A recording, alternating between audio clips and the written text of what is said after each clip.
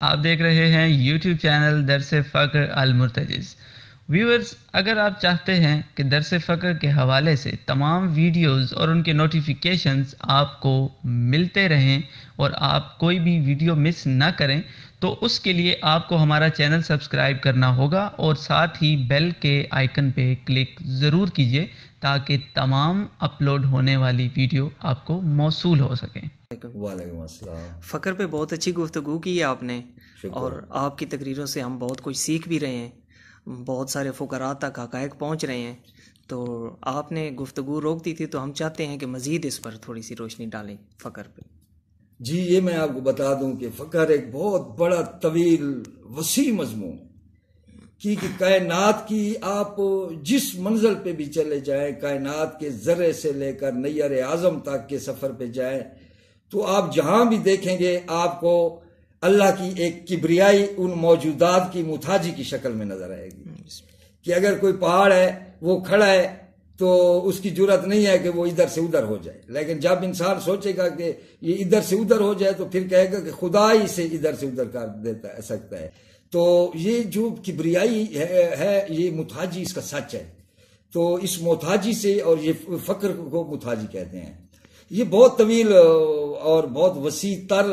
یہ حقیقت ہے۔ اس میں یہ ہے کہ پوری تدبیر عالم بھی ساتھ چل رہی ہے، شریعت، طریقت، حقیقت اور محبت کے خرقے بھی چل رہے ہیں، اللہ تعالیٰ کی زینتیں بھی اب چل رہی ہیں۔ جس طرح مور کو آپ دیکھیں، کتنا انسان کو وہ جب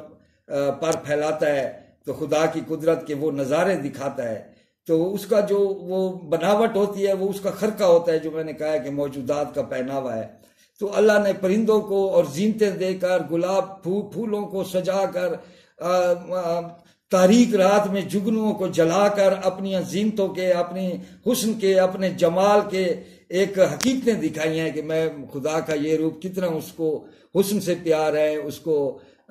رنگوں سے پیار ہے، اس کو باریک اور نفیس آوازوں سے پیار ہے، کیونکہ اللہ فرماتے ہیں کہ گدھے کی آواز بے سری ہے، اسے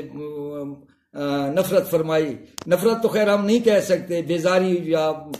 نفی میں بات کی تو اس کا مطلب یہی ہے کہ خدا کو سوریں پسند ہے۔ قرآن کا بھی فرمایا ہے کہ ورتل القرآن ترتیلا، اس ترتیل کے ساتھ قرآن کو پڑھا کر۔ اور ترتیل کے آپ کو پتہ ہے کہ ترتیل القرآن علی سبت الحروف، کہ قرآن کی جو لے ہے، جو ردھم ہے، یہ 7 حرفوں پہ نازل کیا گیا ہے۔ تو یہ حضرت داؤد علیہ السلام کے زمانے سے ہی یہ سر، سنگیت، ردھم ہر دور میں رہا ہے۔ علماء کرام، جناب رسول خدا جو تھے وہ یہ سنتے تھے، لیکن بعد میں جو آ گئے تو وہ اب دکھانے کے لیے رعایا کو اور دنیا کو کہ ہم کتنے سچے مسلمان ہیں، تو انہوں نے اس دین کو اور اس ردھم کے خلاف اور موسیقی کے خلاف جو ہے نا، اس کو بدعت، گناہ قرار دے دیا، اور اس موسیقی کی جو حسنت تھی اس کو بھی جو ہے نا رگڑ دیا اس کی فحاشت کی وجہ سے۔ تو حق تو یہ تھا کہ سور سنگیت سے فحاشت کے عنصر کو جو رسول خدا نے اس کو ختم کر کے اس کے حسنت کے ساتھ اس کو اپنایا تھا۔ تورات دیکھیں، گیت ہیں سب، ٹھمری کے، جوگ کے، 3 تار کے، 7 تار کے، سب گیت ہیں۔ جب رسول خدا آئے تو دف بج رہے تھے، کیونکہ اس زمانے میں سب سے بڑا ردھم قائم کرنے کا انسٹرومنٹ بھی یہی تھا۔ ترانے گانے کا سب سے بڑا، مکہ کے اس علاقے میں سب سے بڑا انسٹرومنٹ دف تھا۔ تو اب مولوی کہتے ہیں جی دف حلال ہے، اور بڑی ہنسی آتی ہے ان کے اس فلسفے پر کہ ردھم کو، یہ کیونکہ ان کو دف نظر آیا رسول خدا کے پاس۔ لیکن ابن مسعود کی ایک روایت ہے جو علماء اہل سنت نے لکھی ہے، جب ہمارا والد MPA کا دور تھا تو وہاں ایک عالم نے کتابیں جو تھیں وہ پارلیمنٹ میں چیلنج کی تھی کہ کوئی غلط بات ہو تو ہمارے والد کو بھی ان کے سیٹ ملے تھے، میں نے پڑھے تھے، اس میں لکھا تھا کہ ایک بار ابن مسعود جو تھے وہ لڑکیں گا رہی تھیں اور وہ بیٹھے تھے، تو لوگوں نے کہا جی آپ تو جناب رسول خدا کے بہت بڑے اصحابی ہیں، ہم نے تو سنا حضرت عمر کوڑے مارتے تھے کہ جو بھی موسیقی گاتا یا گیت گاتا تو وہ بلا کر ان کو جو ہے نا ہنٹر سے مارتے تھے کہ رونا چاہیے کہ ہم مرنے والے ہیں، ہم بڑے گناہ گار ہیں، اور آپ خوش کیوں ہو رہے ہیں؟ تو ابن مسعود نے کہا کہ نہیں، ایسی بات نہیں ہے، وہ حضرت عمر کرتا ہوگا، جناب رسول خدا نے اگر ہمیں منع کیا ہوتا تو ہم کبھی بھی یہ لڑکیوں کے گانے بیٹھ کر خوشیوں میں نہ سنتے، ہمیں رسول خدا نے منع نہیں فرمایا۔ اس طرح صحیح بخاری میں جائے تو حبشی لڑکیاں ناچ رہی تھی، گا رہی تھیں، تو اس میں جو ہے جناب رسول خدا بی بی عائشہ کو لے کر آئے،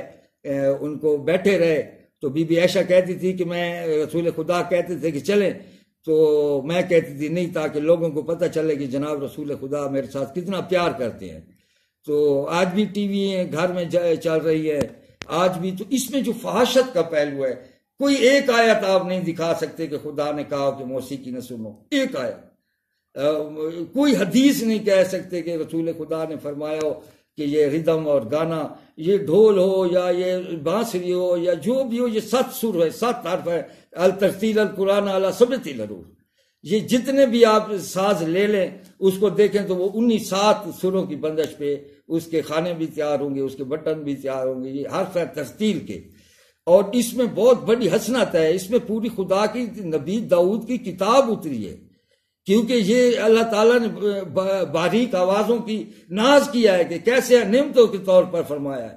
کہ کیسے ہم نے یہ پیاری پیاری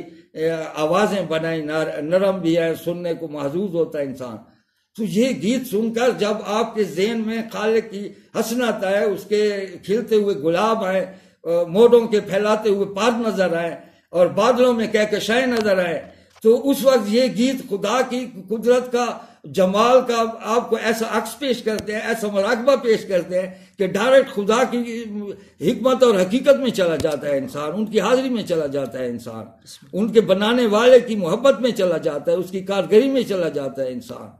تو سنگیت تو ایک بہت مقدس چیز ہے، جو مطلب ہے جس کو کوئی بھی ختم نہیں کر سکتا۔ ایران میں آج علماء کی حکومت ہے، وہاں یہ سر سنگیت ساز بند ہو گئے، ان کے ترانے قومی اسی سروں میں آتے ہیں، ان کے سب سعودیہ میں اس طرح ہو رہا ہے۔ ہاں یہ گانے جو گاتے ہیں جو لوگ شرابیں پی کر اور وہ کر کے اور ہلڑ مچا کے، یہ جس طرح انگریزوں میں دیکھیں وہ فحاشت کی طرح، اور یہی قرآن نے کہا ہے کہ نہ ہے۔